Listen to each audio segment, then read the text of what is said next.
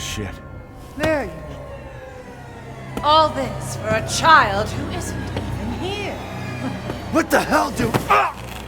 You ungrateful, selfish wretch! You come into my house! You lay your filthy man hands on my daughters! And now you even try to steal my property! How dare you! Rest while you can! Because I will hunt you, and I will break you!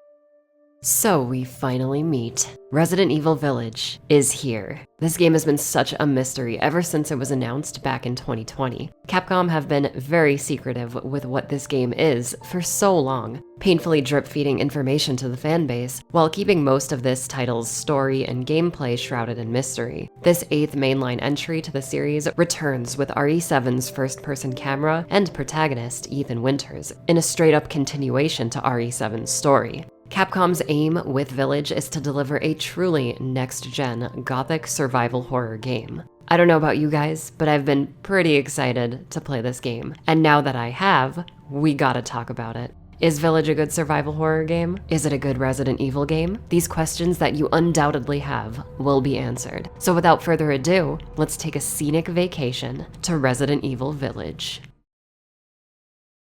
Before we start, I will be referring to this game as RE8 and Village. Okay, let's do this. So RE8 is a faster-paced, action-oriented survival horror game. This title retains almost everything mechanically from the past 3 RE Engine titles. The exact same control scheme, quick turns, focused aiming, and a grab defense mechanism. RE8 uses all of these things in its own fun ways. As you explore this dark wooded town, you will be encountering a variety of strong enemies, collecting valuable limited resources to aid you in your journey, and backtracking a lot to find key items, locked doors, treasures, and more.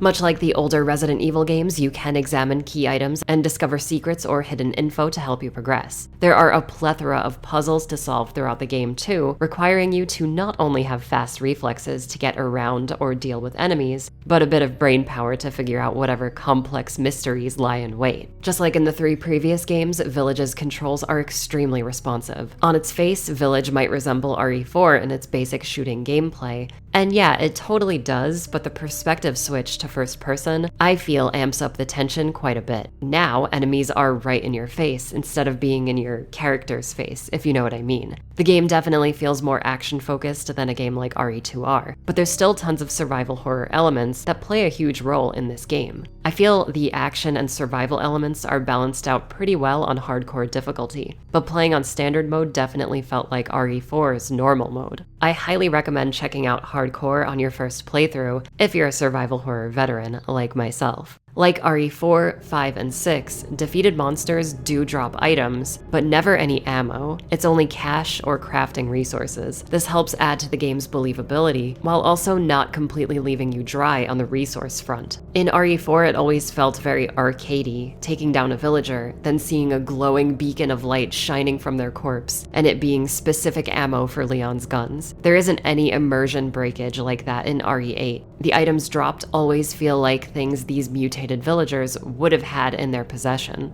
RE4's Tetris-style inventory screen does make a return, and I found it super satisfying how I could mimic my classic RE4 inventory layout in Village. There are some weird quirks to the inventory screen, like not being able to swap certain guns' positions with others. This felt like a bug and was super jarring not having that ability when it's been there for pretty much every other action-oriented RE title. Inventory aside, Village's basic gameplay loop is incredibly satisfying. Borrowing concepts from RE4 was a great idea for this new entry. Making those game mechanics fit into a more believable framework with normie Ethan was great to see. Speaking of Ethan, he now comes equipped with military training, aiming and firing his gun faster and more accurately, being able to run a lot quicker than he did in RE7, and still being able to block enemy attacks by guarding his face. Ethan comes off as a little more capable in this game than he did in the last one. Gaurding has a new function now, and that's the very liberating pushback. So after a successful guard, if you time it right, pressing the button again sees Ethan kicking back whatever enemies struck him. This is kind of like using a defense item in Remake or RE2R. The catch is, pushback doesn't do any damage. It'll most likely be used as a spacing tool on your playthrough. Stuck in a corner surrounded by a few bloodthirsty lichens? Well, throw those arms up and get ready to kick, because that might be your only way through that doesn't involve shooting. Pushback is really great for getting past enemies and will save you precious ammo that would be wisely spent elsewhere. While we're on the subject of defending yourself, this game has a ton of weapon variety, bolstering an arsenal of handguns, shotguns, a grenade launcher, and a few other devastating tools of destruction. I mostly stuck to a pistol shotgun loadout and used my knife in really desperate situations. The guns feel very RE7, being chunky death sticks that cut through enemies with great sound design and animation work. I love how Ethan has more than one reloading animation, depending on how much ammo is left over in your mag.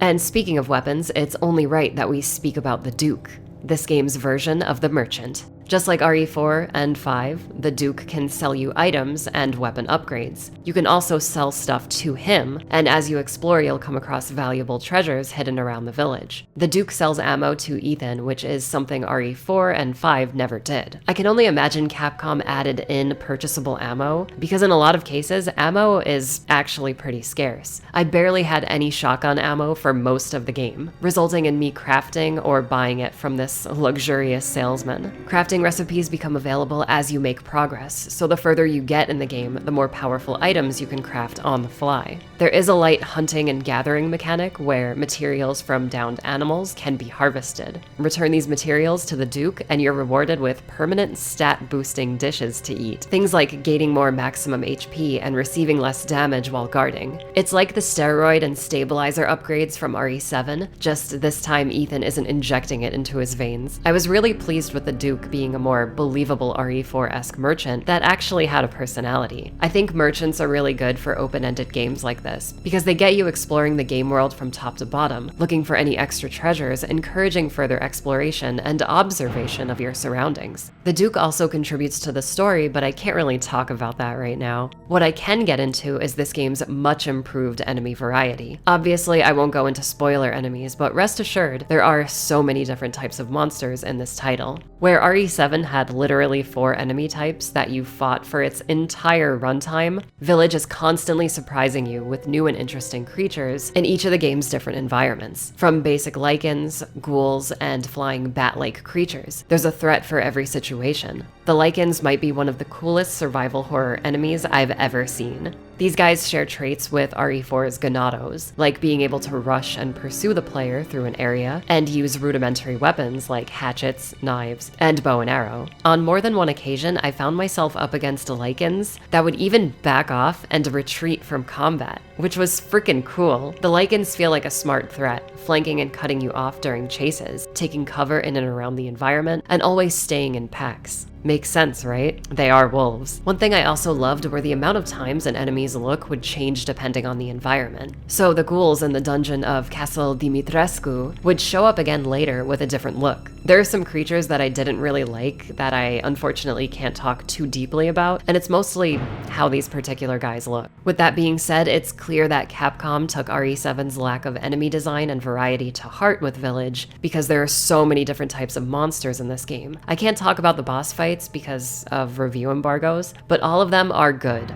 Usually pretty big, memorable set pieces that are all well thought out that bookend each area of the game. Creepy creatures aside, this title's world is incredibly designed. The village is filled with so much optional exploration. In the main town portion, there are tons of houses you can look through with multiple entrances and exits, which serves gameplay in a very fun way. When you're being chased, you have more than one exit at your disposal, and just like RE4, you can barricade certain doors buying you time to escape or to get ready for battle. At no point do you ever get an on-screen marker to find your way. Reading optional files or finding visual cues in the environment, like signposts, will lead you in the right direction. It's very satisfying and always feels like you're the one figuring this stuff out. Some of the houses you'll find require keys or other means to get into. The village feels very real, fleshed out, and worth exploring. This title is quite puzzle heavy, a lot of those being mainline progression roadblocks that you have to figure out to move forward, but an equal amount of puzzles contribute to the side content. I did miss a lot of side roads during my first playthrough, which has me excited to get back to exploring. The village isn't a sprawling open world, but a large, contained, open-ended series of zones. If I had to compare it to something, I'd say it most resembles the Spencer Mansion from RE1, just like 3 times larger. There's a lot of interconnectivity and backtracking going on here, as well as a lot of folding level design.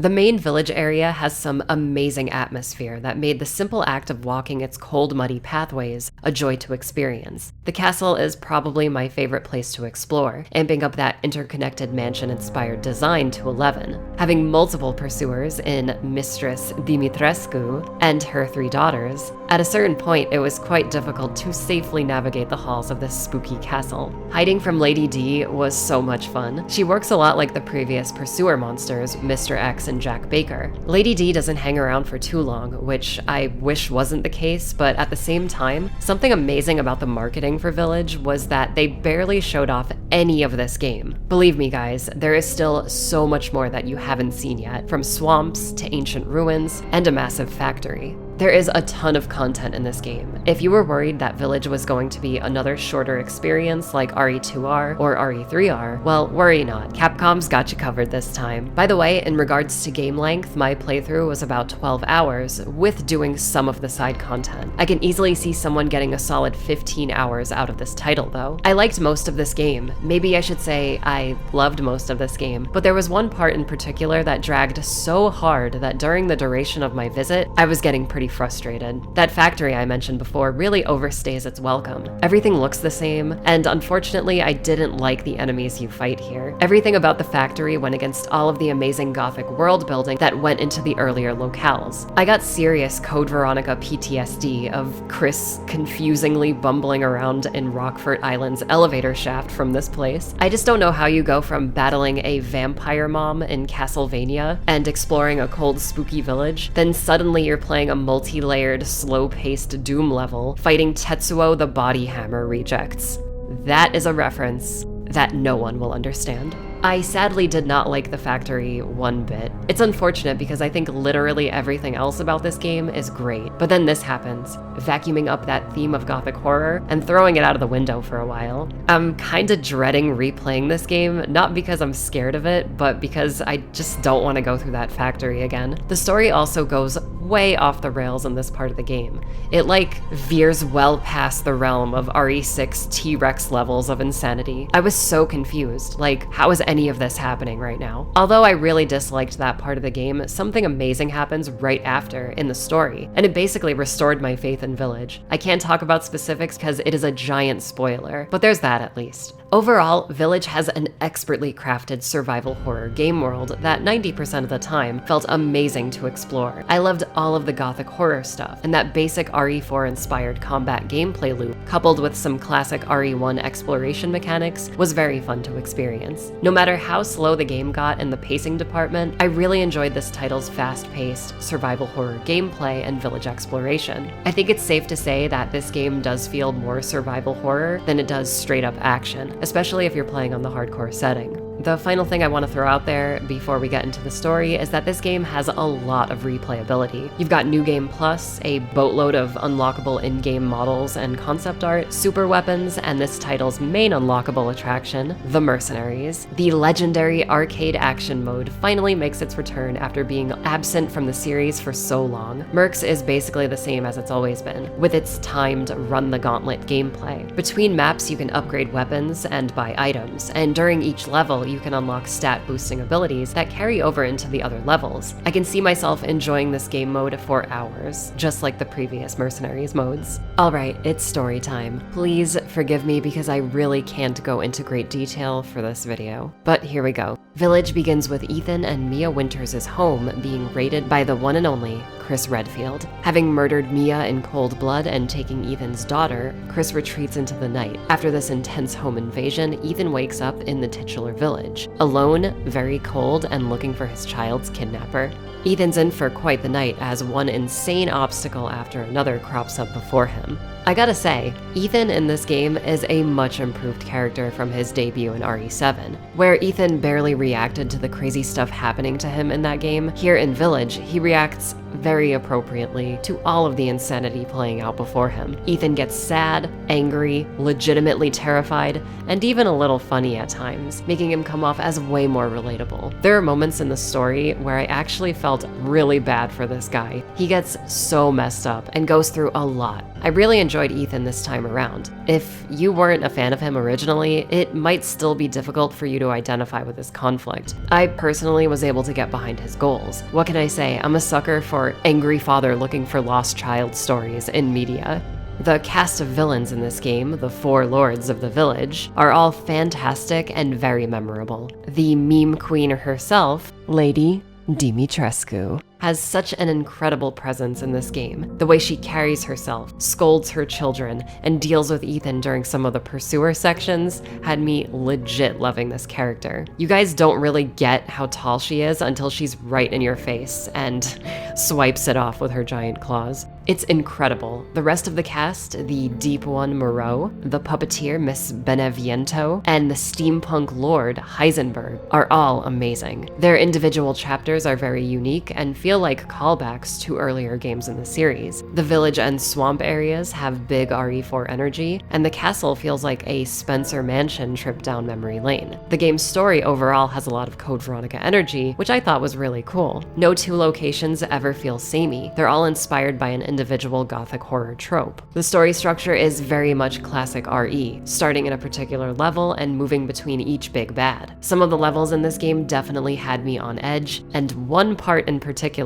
legit shook me to my core. Like, big scary moments in this game. You'll just have to see for yourself. Chris Redfield is in this game a bunch, and obviously I don't want to give everything away, but yeah, I thought his appearances were great. It's awesome seeing him look and feel like classic RE5 and 6 Chris again. It's difficult to analyze the story of Village in this spoiler-free review. I feel like everything that happens is a spoiler. For now, I'll say I definitely liked a lot of the big revelations and story points, but there are a few things about this game's narrative that I felt were unbelievable even for a Resident Evil game. There might be a few lazy justifications for why certain things appear the way they do, or why characters are even doing things that they're doing. As a longtime RE fan, I noticed things getting super weird at times and was immediately like, no? Why? Come again story? The game left me with a lot of questions, and even some of the answers this title provides weren't really doing it for me. It's impossible to get what I'm trying to say across. I think the story is pretty good, but there are a few things that I definitely didn't like and was totally disappointed by. If you like games like RE4, 7, or just like a general Resident Evil fan, I think you will love this game and love the story it's telling. If you don't like those games and you're more of like a classic Resident Evil fan, the story might not be for you. In essence, Resident Evil Village, in a lot of ways, feels like a celebration of the series. So many ideas and concepts from the past are reused to great effect. That familiar RE4 gameplay loop is super enjoyable, and the slow atmospheric world building found in the classic titles is also very much present in Village. When this game hits, it absolutely knocks it out of the park. When it drags, you definitely feel it. All of the negatives were never enough to get me to dislike the game overall, however. It does too many good things for me to hate it. With the amount of main game content on offer and post-game unlockables, this title is totally worth full price. If you were looking forward to this game but were disappointed by the last Resident Evil game that came out, you may really end up enjoying this one. I'd recommend picking it up if you've been craving something a bit different out of the survival horror genre. I've pretty much loved every RE Engine title up to this point, and I'm so pumped to see what comes next for Resident Evil. This game concludes a story, but there's still so much left to do with established characters and all of the very fun gameplay systems, not only found in Village, but also in the 3 previous RE Engine games. Hopefully we'll find out soon what Capcom's got cooking next. For now, the woods call out to you. Will you take that lonely trek into the heart of darkness? Your survival may depend on it in Resident Evil Village.